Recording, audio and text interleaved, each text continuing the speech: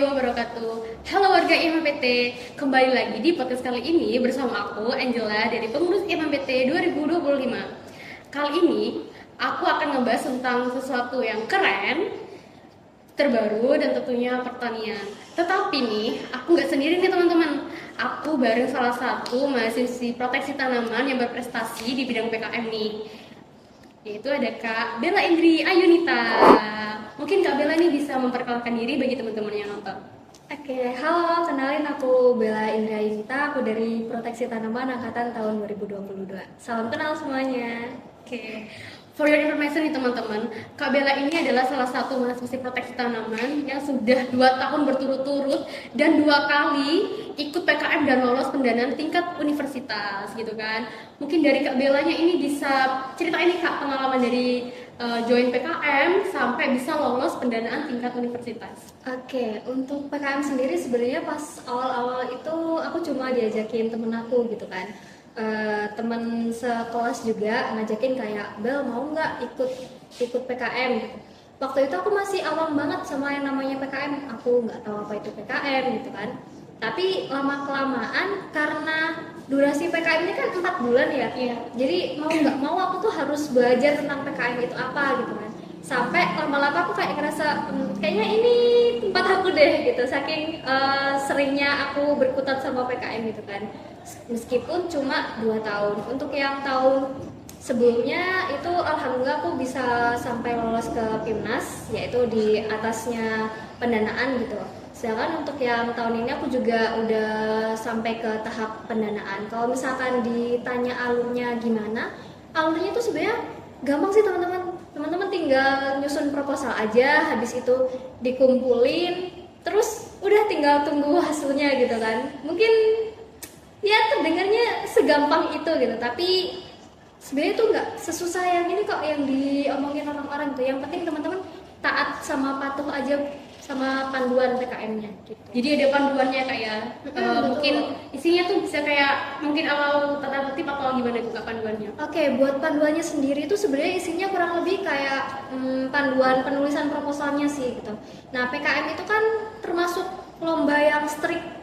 Kalau misalkan jaraknya udah nggak sesuai, udah otomatis gugur. Kayak ukuran fontnya nggak sesuai, otomatis gugur. Jadi kalau misalkan teman-teman tahun depan mau ikut PKM, saran dari aku ya patuhin buku panduannya aja. Udah kalau kata buku panduannya 5, ya udah 5 gitu. Jangan aneh-aneh udah gitu. Terus nih Kak, selama Kak Bella ikut PKM nih Kak, ada nggak tantangan ataupun hambatan nih Kak selama proses pengerjaan PKM? Mungkin kayak mungkin Kak Bella sama timnya nih kayak mau bikin apa produknya, ataupun mungkin nanti misal mau dibawa kemana nih PKM gitu kan? Ada nggak Kak? Oke, kalau misalkan buat yang tahun ini tuh di awal tuh kita punya tantangan itu, kita nggak tahu mau ngajuin apa. Jadi kita punya satu kelompok nih, tapi kita pengen ikut, tapi nggak tahu mau ngajuin apa gitu kan. Terus akhirnya kita diskusi sama dosen pembimbing, enaknya ngajuin apa. Terus kita kayak cari-cari di sekitar kita itu yang kurang apa ya gitu. Sampai akhirnya nemu nih satu ide, baru kita susun bareng-bareng. Udah nih selesai yang itu. Ada tantangan selanjutnya ya, justru tantangan itu yang bikin kita makin seru gitu loh di suatu kegiatan. Kalau menurut aku ya, tantangan selanjutnya itu lebih ke karena tim aku ini kan terdiri dari 2 fakultas yang berbeda, dari fakultas pertanian sama fakultas teknik. Oh, collab gitu ya? Betul. Nah, yang jadi susah itu adalah ngatur waktunya sih, karena yang dari pertanian itu rata-rata udah semester 7 semua, sedangkan yang dari teknik itu semester 5. Jadi kayak yang semester 7 bisa, yang semester 5 nggak bisa, yang semester 5 bisa, yang semester 7 nggak bisa gitu. Terus juga karena PKM aku ini kan membuat sebuah alat gitu kan, untuk mengatasi permasalahan mitra gitu kan. Nah, di teman-teman pertanian ini paham gimana cara menyelesaikan masalah itu, tapi nggak paham gimana cara bikin alatnya. Terus teman-teman yang mesin bisa bikin alatnya, tapi nggak tahu gimana cara solusinya gitu. Yang susah adalah gimana cara kita transfer masing-masing ini ilmunya mungkin nggak, atau iya di satu tim ya? itu. Betul. Jadi aku aku awam banget buat mesin, terus teman-teman yang teknik harus ngejelasin kalau mesinnya tuh nanti begini, cara kerjanya gimana gitu kan. Terus sedangkan aku sama teman-teman aku yang pertanian harus ngejelasin ke mesin gimana cara penyelesaiannya kalau dari versi pertanian. Itu sih yang jadi tantangan pas waktu itu. Kalau hambatannya ini apa kak? Ada nggak hambatannya nih? Kalau Mungkin kayak di tengah-tengah tuh ya, biasanya kan untuk nyusun proposal itu kan biasanya kayak ya ampun aduh gimana nih, kayaknya proposalnya nggak lolos atau enggak udah pasrah gitu kan, atau gimana kak?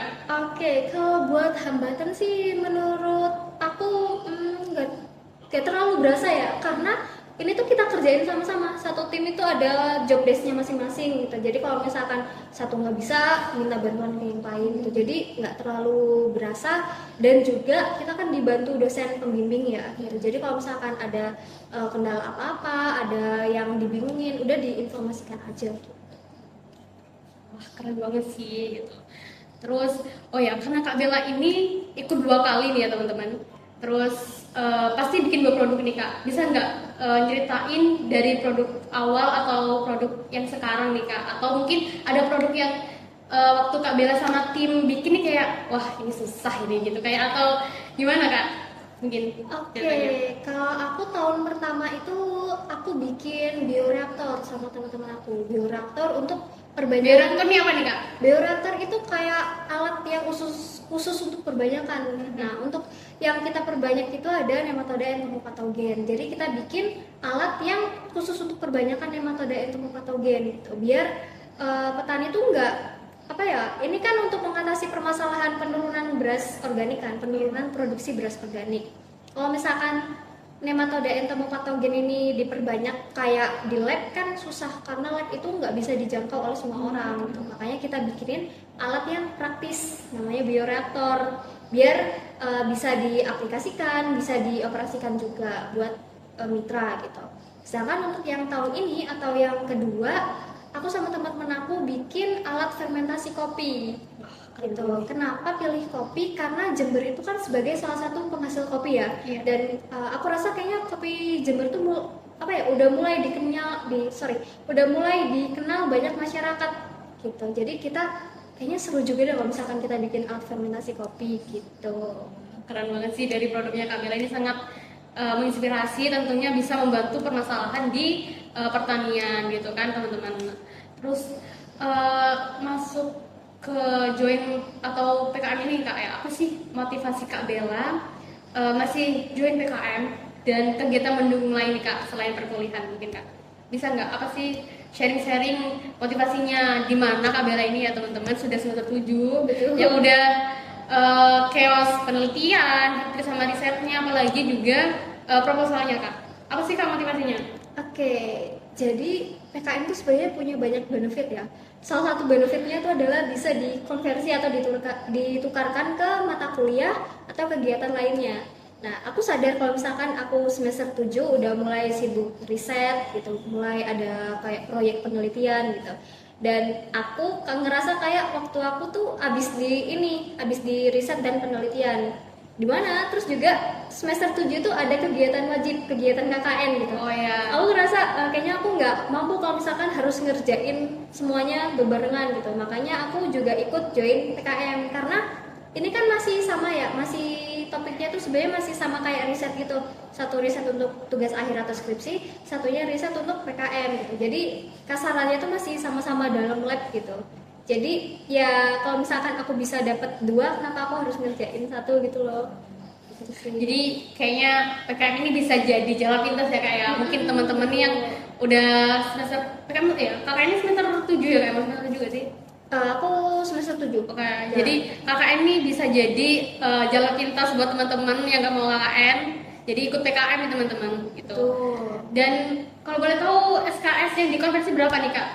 Kalau dari pengalaman Kak Bella dah. Oke, kalau SKS yang bisa dikonversi itu sebenarnya sesuai sama tahapannya ya. Kayak ada tahapan namanya kayak lolos universitas. Kalau udah lolos universitas biasanya tuh yang bisa dikonversi itu sekitar 2-3 SKS. Terus kalau misalkan udah lolos pendanaan, yang bisa dikonversi itu bisa sampai 5 SKS. Terus kalau misalkan udah ke tahap selanjutnya, tahap PIMNAS, biasanya tuh bisa sampai 9 atau 10 SKS. Tapi ini balik lagi ke peraturan prodi sama fakultas sih gitu. Jadi beda-beda tiap fakultas. Gitu.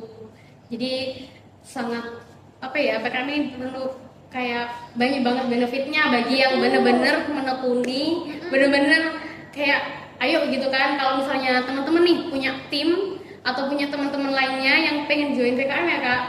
Jadi dari Kak Bella ini bisa jadiin contoh nih teman-teman kalau bisa PKM ini mendapatkan benefit gitu kan. Terus nih Kak, gimana sih dari Kak Bella nih yang aktif banget join PKM juga, kegiatan aktif lainnya juga, mengimbangi antara kuliah sama kegiatan ini Kak? Oke, kalau aku sendiri sebenarnya di awal tuh jujur aku kewalahan, kayak sempat overwhelm, kayak banyak banget kegiatannya tapi aku pengen dapat semua gitu.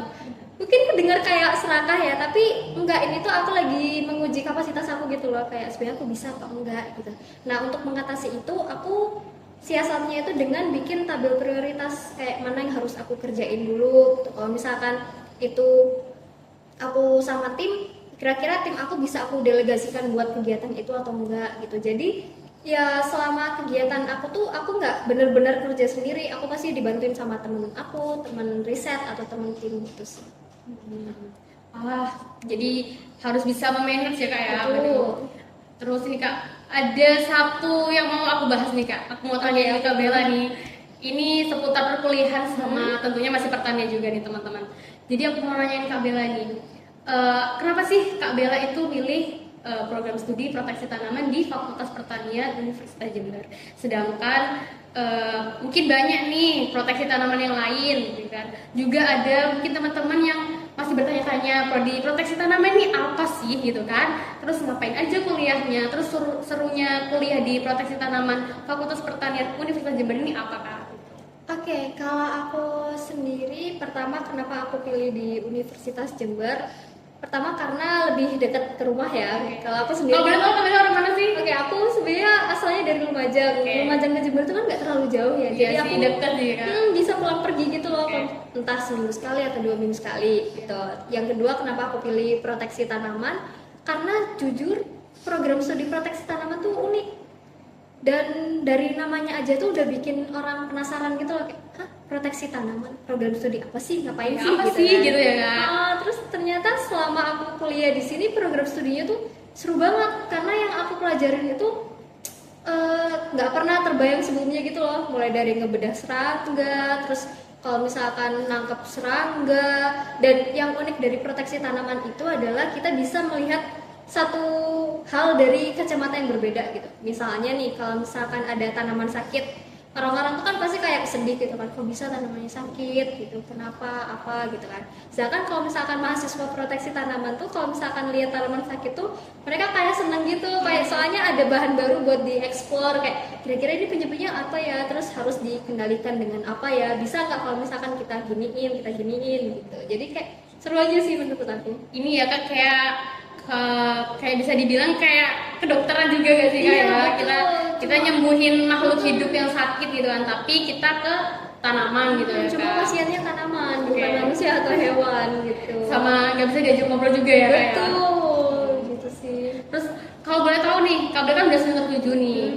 Boleh tahu nggak risetnya Kak Bella itu tentang apa? Mungkin ada nggak korelasinya sama mata kuliah ataupun yang ada di HPT ini Kak? Maksudnya kayak mungkin mata kuliahnya ataupun praktikumnya gitu Kak. Mungkin Kak Bella bisa cerita nih buat teman-teman. Oke, kalau aku tuh sebenarnya untuk risetnya lebih ke nematoda, jadi pengendalian nematoda. Nah, untuk mungkin aku ceritain dulu ya secara garis besarnya. Jadi nematoda ini tuh udah sering banget jadi permasalahan yang dikeluhkan sama petani gitu. Nah, untuk komoditasnya aku pilih tanaman tomat. Kenapa? Karena nematoda ini tuh sering banget menyerang tanaman tomat gitu kan. Nah, untuk petani tuh biasanya pakainya tuh kayak pakai nematisida sintetik. Cuma penggunaan nematisida sintetik tuh kalau misalkan diaplikasikan berkelanjutan itu dia tuh nggak bagus buat lingkungan kan. Kita udah paham lah itu kan kenapa ada pencemaran gitu kan. Terus kalau misalkan dihitung-hitung penggunaan bahannya tuh mahal, lama-kelamaan tuh kayak nggak sebanding gitu loh antara yang dikeluarkan petani sama yang diperoleh keuntungannya. Nah, di sini aku menawarkan penyelesaiannya atau pengendaliannya itu dengan menggunakan jamur. gitu. Jamur namanya tuh adalah Nematoda trapping fungi atau jamur yang emang khusus buat nangkep nematoda gitu. Nah, aku bikin kayak formulasinya kayak formulasi padat yang praktis untuk diaplikasikan biar petani tuh nggak perlu ke lab buat memperbanyak sendiri gitu. Mereka tinggal terima terus tinggal ditabur dan ditebar aja di sekitar tanaman. Jadi mengefisienkan input tapi memberikan dampak yang luar biasa ya Kak. Apalagi yang pencemaran lingkungan gitu. Jadi di proses tanaman ini kita itu lebih ke menyelesaikannya tuh dengan cara yang bisa dikendalikan Kak. Betul. Dengan cara yang ramah lingkungan, ya, berkelanjutan teman-teman gitu kan. Terus ada selain Risa nih Kak dan PKM, ada nggak kegiatan Kak Bella selama perkuliahan itu bisa ngasih saran nih Kak ke teman-teman gitu kan biar nggak jadi masih kupu-kupu nih Kak ya biar apa ya kita punya pengalaman nih selama kuliah gitu mungkin dari pengalaman yang Kak Bella udah sampai semester 7 nih bisa diceritakan ke teman-teman. Oke, kalau aku sendiri aku beberapa kali sempat tergabung ke pengabdian masyarakat yang ya isinya tuh kayak diajak dosen gitulah buat join ke pengabdian masyarakat. Di situ aku belajar gimana cara buat nemuin masyarakat secara langsung, khususnya petani ya. Terus mendengarkan keluh kesah mereka gimana, terus kita ngasih solusi dalam kelas kita bawa ke lapang buat diaplikasikan. Kira-kira cocok atau enggak gitu. Terus kalau misalkan ditanya kira-kira saran buat teman-teman gitu, menurut aku teman-teman harus ini sih manfaatin status sebagai mahasiswanya gitu ya. Privilege-nya ya Kak ya. Betul. Terus jangan takut buat mengeksplor diri kayak kira-kira aku tuh sukanya di mana gitu. Jadi kupu-kupu boleh, tapi paling enggak kalian harus punya ketertarikan kalian itu di mana gitu. Jadi kan ada nih biasanya mahasiswa yang kuliah pulang, tapi di luar dia suka banget buat ikut apa namanya? Kayak organisasi atau mungkin kegiatan lain ya kayak volunteer atau mungkin ya volunteer terus kayak jadi relawan atau apa gitu. Jadi menurut aku kupu-kupu tuh bukan alasan buat kita nggak aktif gitu loh. Ada banyak pilihan yang bisa kita ikutin dan 4 tahun itu lama ya maksudnya cepet-cepet lama gitu gimana sih rasanya kayak mungkin terasa cepet gitu kan tapi sebenarnya 4 tahun itu kita bisa explore kita sukanya di apa terus ternyata diri kita itu orangnya kayak gimana gitu jadi menurut aku manfaatin sih. Wah jadi tapi selama di awal perkuliahan nih Kak di semester awal tuh Kak Bella tipe yang kupu-kupu atau yang kura-kura nih? Oke, kalau awal aku itu tipenya yang pura-pura, jadi semua kegiatan coba aku ikutin gitu kan. Tapi ternyata aku nggak cocok di yang kayak gitu. Aku sering kali ngerasa energi aku habis, capek gitu kan. Terus ketika itu aku coba buat rehat sejenak, aku nggak ikut kegiatan apa-apa. Terus setelah itu aku coba buat ikut kegiatan lain kayak misalkan kayak PKM gitu kan. Terus aku ngerasa kayaknya aku lebih nyaman di sini gitu ya daripada ikut organisasi gitu. Tapi ikut organisasi itu seru. Jujur aku seru gitu. Aku ngerasain itu seru gitu.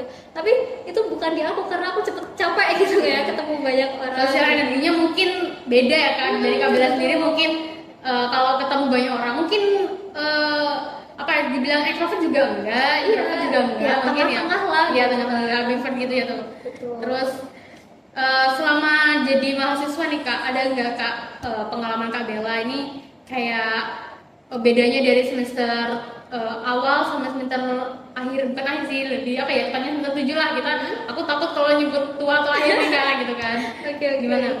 Kalau itu lebih berasanya ini ya. Kalau semester awal tuh aku lebih takut buat coba suatu hal gitu kayak aku takut salah, aku takut dimarahin gitu.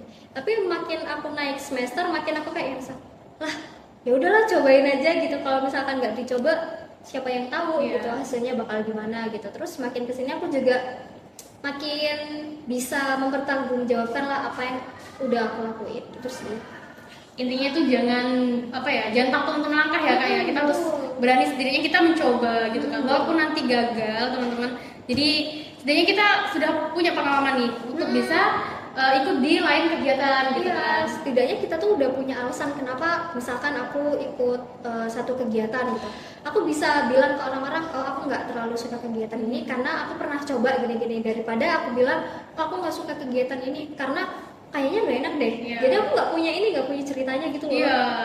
selain itu kan juga bisa memaksimalkan potensi dalam diri ya kak, gitu kayak ikut KPKN tadi ya kak ya.